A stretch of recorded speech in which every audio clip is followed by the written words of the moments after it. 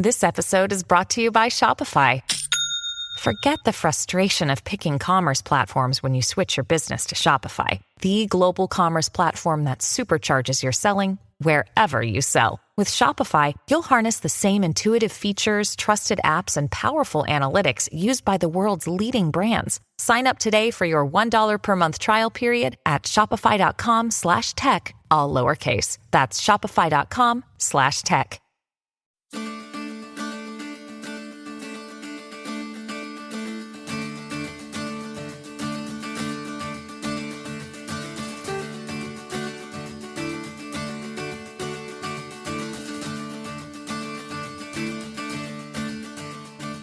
Welcome to the new premium episode of Parent Footprint with Dr. Dan. Thanks for subscribing and joining the Parent Footprint with Dr. Dan community. We hope you enjoyed our first premium episode. Our bonus episodes drop the last Tuesday of each month. For premium subscribers only, every month I host a new Parent Footprint Sitting Down with Dr. Dan episode where I answer your listener questions about parenting, therapy, news, and much, much more. And today you get to meet our awesome audio engineer, Phil Rossi. Phil is a dad of 2 girls, an incredible audio engineer, an author, and also a podcast host himself, among many other attributes. Phil, excited to do this with you today. Yeah, Dr. Dan, I'm really pleased to be here for this installment of Sitting Down with Dr. Dan. For some listener Q&A. And as folks know by now, as joining our premium feed, that we receive these questions via our @Parent Footprint Podcast account on Instagram. And we're also out there on Twitter at Dr. Dan Peters. And speaking of Twitter, our first question, as a matter of fact, comes from Twitter. So if you're ready to get into it, I'm ready to go through these great questions submitted by our listeners. All right, let's do this. So this first question, which is a tweet from Eliza, or let me say that again. This first question is a multi-part question from Elise Pika Sharp. So I don't know if you want to take it apart at a time, or you want me to lay out all 3 parts for you, and you can just dive in. Why don't you hit it all, and then we'll see where we go from there. All right. Sounds good to me. Okay. So Elise Pika Sharp asks how to deal with fighting siblings, how to deal with a kid who is very competitive, and then just a general tween girls ? And I'm sure there's plenty you can say on this subject. Yes, I've had a few of those tween girls. Okay, let's start first with the, and I can see how these probably are all related in some manner in the household, which is not uncommon. So let's start with sibling rivalry. So first off, this is why I say sibling fighting siblings and sibling rivalry. I guess it's how you want to look at it. Really common. And I could say, as both a parent and as a professional, this isn't simple. The fighting thing and the rivalry thing seems to take on many shapes and forms. It depends on birth order. It depends on gender. It depends on temperament, personality of the kids. And here's another thing that it depends on, which I don't think a lot of us think about all the time. It depends on our own experiences of sibling fighting and sibling rivalry, because our own experiences always dictate what we think about a situation. So, for example, this is where I always suggest starting, is asking parents, like, what was your experience? And there's some people who are only kids, only children, and they say, like, I can't believe my kids are fighting. What I would have done to have someone to be able to play with and grow up with, and here they are fighting. Other parents had a sibling that maybe pounded on them a lot, and their parents weren't able to intervene or didn't know about it. And then they're really hypersensitive to any sort of fighting that their kids have, wanting to jump in right when there's some sort of fight. And so it takes all these forms. So again, the first thing is to ask yourself, okay, what is my idea about fighting, sibling rivalry? And, is that experience influencing the way I'm seeing my kids fight? Now, the next thing we have to think about is the longest relationship that we have in life are with our siblings. They're generally longer than our relationship with our parents. They're generally longer than our relationships with a spouse or partner. They're often like lifelong, and that's where we learn about grappling, learn about negotiating, learn about at times being dominated or being submissive, and I'm saying these in neutral ways. Like this is our learning. And so we also need to be aware that our kids are figuring out how the world works through their siblings.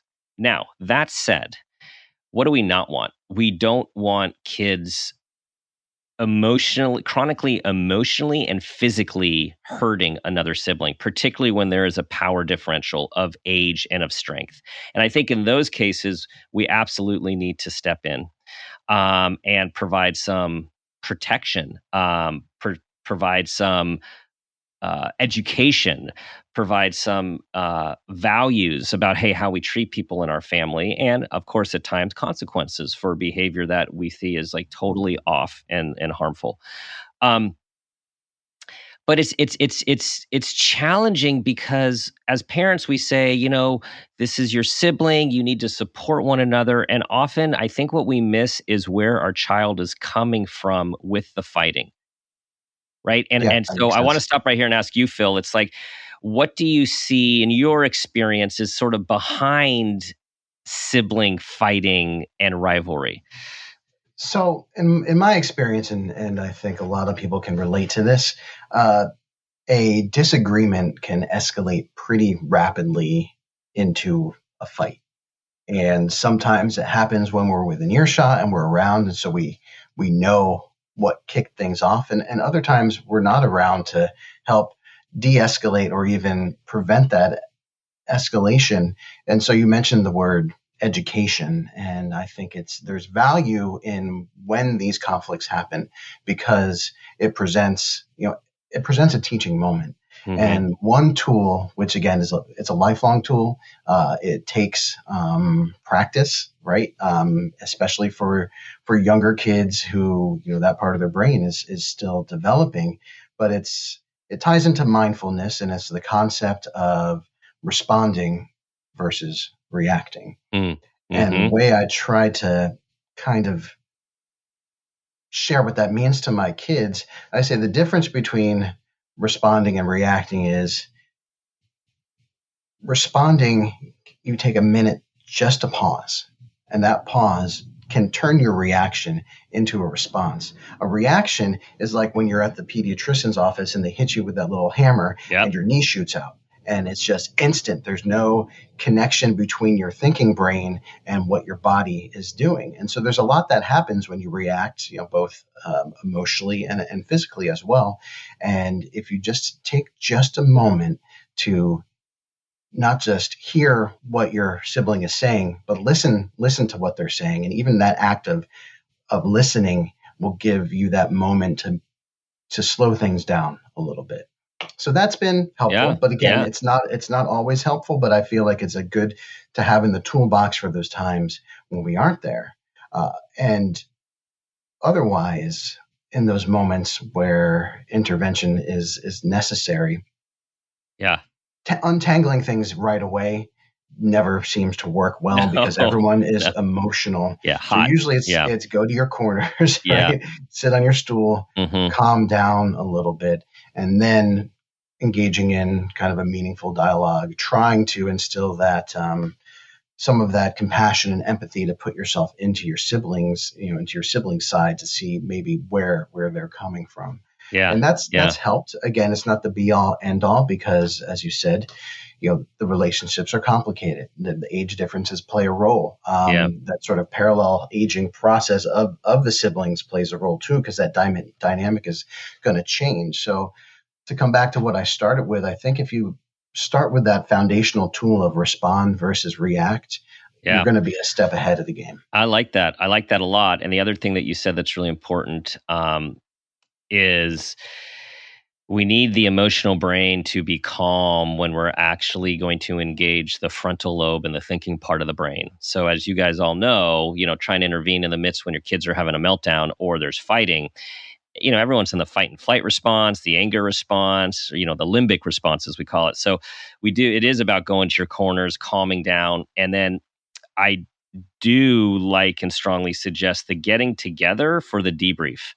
And it's really important to teach our kids to not only be able to express how they feel in a situation, but also to have the opportunity to listen to how someone else feels, right? So like you talked about, Phil, that empathy building. And so coming together, hey, let's talk about this. Now, first of all, the kids don't like it. So a secondary thing can be that they start to learn every time they have a big fight, you're going to have to talk about it. That in itself can help them get along a little better. But also you're teaching these skills to go through it, and let's try to understand each other better. Now, moving to a second part of this question, there often is the sibling fighting, particularly if you have a really competitive kid or also a kid that really has this need to sort of like be first, be in the center, feels like something's been taken from them if they're not in that situation. So again, I think it's the same. This captures the same stuff we've been talking about, but also to know it's really common with a competitive kid. And I think with that child, it's important to talk about how that they are still, they are enough and without winning. Because usually what we see with this competitiveness is you see a lot of this perfectionistic type A, I'm just profiling here, like temperament and personality. And with that is that achievement orientation, which there's nothing wrong with. But when the underbelly of that is, I am not worthy and I am fearful of how I will be seen if I don't win or if I fail, right? It's like we want to build up that, hey, try your best, but you are who you are, regardless of what grades you get, regardless of if you come in first. And you have to say that over and over and over for it to start to sink in. Yeah. And I find in that scenario too, when we're talking about, expectations and that self-imposed pressure and then the potential outcomes, I find sometimes in those scenarios too, it works to, well, let's talk through what happens if you don't get that grade. Let's talk through how you're going to feel, what you think that scenario is going to look like. And even just the act of creating that narrative around those potential outcomes lowers that kind of that anxiety part of the competitiveness. And I think the competitiveness doesn't go away, but there's a bit more perspective on it. Mm-hmm. Yeah. And then we're going to add the complication of a tween.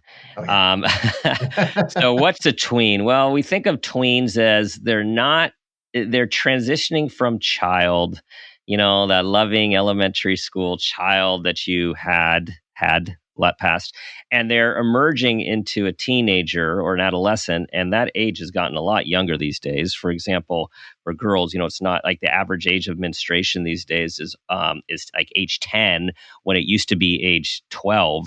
So I'm saying this tween thing is you're not quite adolescent, you're not quite child, and you have all of these surging emotions. You have these surging psychological identity development, and you're starting to become aware of this whole world that's out there. It's almost like, it's going from this sort of innocence of how you think the world works and into sort of seeing more and feeling more. And there's a lot of dysregulation, and that's when the pushing back starts. And the assertion starts, and it can definitely be a more electrifying environment. Would you say? Yeah, I would absolutely say, and I think too, so coupled with the fact that just biologically that development is happening earlier, and then we're dealing with something that our parents didn't have to deal with, which is this social media piece. Yeah, and we've talked about it multiple times on the show, but I think to get some kind of handle on the tween girls, I think it's important to know what they're doing on social media, what they're accessing, et cetera, in a way that you're not creating the sense that you're violating their trust. I think you have to set those boundaries that this is a privilege right from the go get, but you need to be aware of what they're consuming, how much they're consuming, because social media alone is very dysregulating and adds a lot of confusion to many other already confusing thoughts. Absolutely, and that cannot be it cannot be overstated how much of the social media messaging and friending and alienating and isolating and bullying impacts your tween and teens emotional life, and we have often no idea about it. And it is tough. Everyone has their own different value about it. Some parents are always on and looking at their kids' social media, and other people are like, you know what, I'm going to give some privacy. And there's no right or wrong. It's, I think, having these conversations and being mindful, as you're saying, just to know that this is a whole thing going on that we don't have any control over, but really impacts emotion and behavior. Yeah. And before we move on to our next set of questions, I'll say to parents as well, don't be afraid to change your strategy, because through those tween years, a strategy that worked when they were 11 might not work when they're 12, and that's okay. It doesn't mean that you're doing something wrong. It just means that, to quote the Friends episode, you've got to pivot. You've got to pivot. Yes. All right. Fantastic. We could just talk on that topic for 3 hours and just scrape the surface. All right. Why don't we move along to our next question? Question number 2, which comes from Instagram from Denise with a Z. How do you talk to teachers about your child at the beginning of the school year? This is absolutely a very timely question as everyone's getting ready to head back into school. Yes, and it's a great question. And generally, that's a question, not always, but generally it's a question from a parent of a child that has some sort of special need, that it's important for the teacher to understand their child to have a positive start to the school year. And so, I think it's important to be thoughtful, which obviously you are by asking this question, and understand the context of teachers. We're always, we're like in our kids' life. We want a good year, particularly coming out of pandemic and getting back to school. Our teachers are often inundated. Often, I'm not saying like necessarily overwhelmed, but they have a lot of students and a lot to get going. And you just want to be aware of that context when you're reaching out to a teacher. Some ways of doing it are doing an email and saying, "Hey, we're really excited to have our child in your class this year. I was hoping to have the opportunity to let you know about some of their experiences and some of their needs. I was wondering how you would prefer we do that." So kind of giving the option of, sometimes it's emails, sometimes it's, hey, let's have a meeting, let's have a phone call. I think that sets it off on a nice start. The other thing is, often people suggest putting like a one-pager together, just bullet points of, who your child's like key like traits, like who your child is, and then strengths, and then challenges, and what has been helpful in the past. So you're trying to set this up as, I'm really looking to you to team for my child to have a great year. And also, if you can get any sense of the teacher from friends or other people to get to know like how they deal with these situations, I think having the psychological mindedness when you approach this thing is really key in having a successful collaborative start. Yeah, I 100% agree. I think all educators, at one of their core values is they want to see your child succeed. And at the same time, teachers are human beings like us. And the start of the school year, especially the start of this school year where there are still a lot of question marks, it's overwhelming for them. And I would say to lead right in with the, well, here's my child, here's their experience, et cetera, and just jump right in on that. Probably not something you're going to want to do at back to school night, but I really love that suggestion of, the preemptive email, maybe after back to school night, reach out and then see if there's, based on what your needs are, if you need to do a meeting with them or have some other dialogue. I think that makes a lot of sense. And for those of you that have kids that have IEP, an individualized education plan, or a Section 504 plan, which is an accommodation plan, there's some built-in strategies to have that connection. But sometimes even with those, a preemptive email of, hey, just introducing myself again, and like is excited to have you as my child's teacher. I'm sure you're aware he or she has this plan. Just let me know if you want to get together to discuss, and please reach out with any questions. Again, it's like collaboration. And another great resource, of course, is the school counselor, because the counselors do work with the teachers.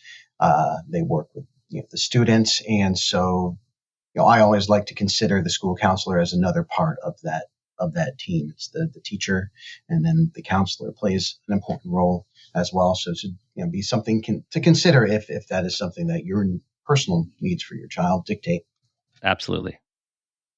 All right, we are trucking along. I got to say, we are trucking. This goes by fast, and I did want to say before I forget to say it, I am, as Dan mentioned, his engineer, but I also a huge fan of the show, so I am just very happy to be here running through this with Dr. Dan. You're a pro. You guys all hear this. Phil is a pro. First of all, he's listened to every single show, I think probably 50 times, and you are just a trove of knowledge and wisdom. Well, I've gotten a lot of knowledge listening to these incredible interviews that we do every week. So I'm well positioned. If I wasn't absorbing something, then maybe I need to rethink things. All right, we're getting to the end of our question list. This is question number 3. It's more of a general topic. This comes from @NotMyPicnic at Instagram. Is just asking for you to discuss the topic of toxic masculinity. First of all, I love that name, Not My Picnic. Yeah, that's great. That is great. All right, I'm just actually I'm reading into that name and all the things that it could mean. But that's not the question. Okay, toxic masculinity. Been given a lot of thought about this question because this is it can be a heated topic in our culture and society. And so what is toxic masculinity? So it's thought to be the parts of the way boys are raised to men, and what's espoused as what it is to be a man, what it is to be masculine, and then aspects of that which are thought to be harmful or toxic. So the idea is, what are these attributes that are thought to be harmful, not only to others, but to the boy/man himself. So the main ones are often talked about are dominance, aggression, keeping feelings to yourself, don't act like a girl, don't cry. All of these really sort of rigid, stereotypic gender beliefs. And what happens with what is considered toxic masculinity is it can create depression within. It produce rage. It can produce tons of relationship issues, self-esteem issues, substance abuse issues to medicate against the inner pain. And of course, it can create a lot of harm to the other through physical dominance, through emotional dominance, both male and female. And so what what we think about when we are, first of all, raising boys, and this is not just dads raising boys, this is moms raising boys, this is grandparents, aunts, uncles, teachers, coaches, like it's everyone. It's like, what are the messages that we are giving to boys about what it means to be a man? And again, I think it's there's some different cultural divides in our country about what that is, and there's a lot of people that still feel some of those things are really important, like dominance, don't cry, suck it up. And there's a growing movement, which I espouse too, both personally and professionally, which is, we need to teach boys to feel. We need to teach boys that it's okay to express themselves. It's okay to be vulnerable. That's a big word, right? Vulnerable. Yeah. We're not supposed to be vulnerable. And that we want to help boys take on and express aspects of the feminine and not just the masculine. I mean, there's a reason as a whole, women live longer than men because of their ability to connect, be vulnerable, express themselves. And we need to help men and boys do the same. And to kind of piggyback on that, and the longer lifespan of women, self-care under this umbrella of toxic masculinity, self-care doesn't fit into that paradigm and is often described as something that only women should be concerned with. And I call I call shenanigans on that 100%, that self-care is important for any human being. Absolutely. And I guess where this conversation is going is broadening, like going beyond the, again, stereotypes of what is female and what is male, and opening up to like what is human and what is human need. Right. And it's human need to show emotion. It's human need to express one's emotions. Because what doesn't a show that will, by the time this comes out, will have just launched with Mary Gaucher, just talked about, how about whatever you keep in will destroy you. And right, when we need to express our feelings, and even when those feelings are tears and sadness. And again, I'm going to use the word vulnerability. Gosh, to be able to teach our sons, our grandsons, our nephews, and your students, any of these males, the power of vulnerability. That in itself is so huge, and knowing like you're going to be okay if you show that you have feelings. Now, as I say this, I know there are neighborhoods and there are places in this world, if you show vulnerability, that can really be life-threatening. So again, as I'm talking, thinking out loud, I want to acknowledge realities of the world, and where one needs to show this strength in terms of safety situations, but also talking beyond in terms of how we're raising our kids to be in this world. Right. And, the concept of a safe space, right? It's, the environment we inhabit, the streets we walk, but it's also that safe spaces with those people that are closest to you, your family or your closest friends, your children. And you can model as a parent that it's okay to show vulnerability within the boundaries of that safe space. And I'm not telling dads out there to, cry every time you say stub your toe or feel emotional or show all your emotions at every moment, because that also isn't healthy. But you can model for your kids that you can be a strong person, a confident person, but also a human person by showing those moments of vulnerability. Mm-hmm. Yeah, and it makes me think about what how do we as dads model, quote, being a man? Right. And it's there's several ways of modeling what that is. And there are models of dominance, there's models of compassion, there's models of confusion, and models of apology and forgiveness. So what we're talking about is just expanding the idea of what it is to be a man, to raise a boy, and um, what to show them and to share with them. Not only what's important for them, but for others and for overall health. Yeah.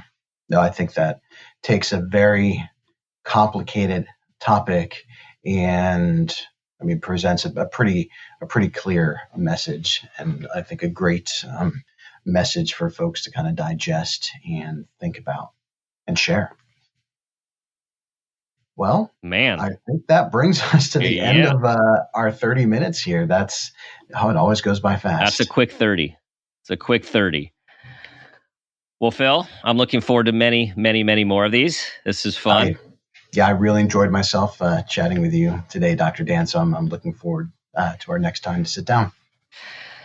All right, everyone. Be sure to listen to the show, Parent Footprint with Dr. Dan, where we have new episodes every Thursday. And, of course, these new Stitcher Premium bonuses every month as well. Follow us at Parent Footprint Podcast on Facebook and Instagram, and on Twitter at Dr. Dan Peters. You can also get more info at www.drdanpeters.com. Thanks for listening. And as always, I will leave you with the guiding question. What footprint do you want to leave?